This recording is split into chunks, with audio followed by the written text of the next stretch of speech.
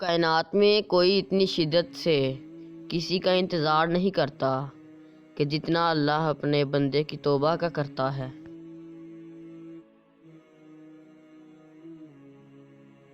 دنیا کے لیے آخرت برباد نہ کرو کہ دنیا کے لیے آخرت برباد نہ کرو، کسی انسان کو خوش کرنے کے لیے اللہ کو ناراض نہ کرو۔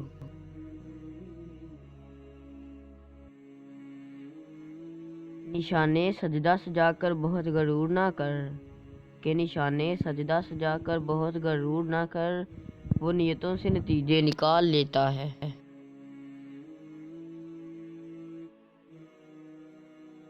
ہدایت اور اللہ کی محبت دو ایسی چیزیں ہیں جو انسان کو مانگے بغیر نہیں ملتی۔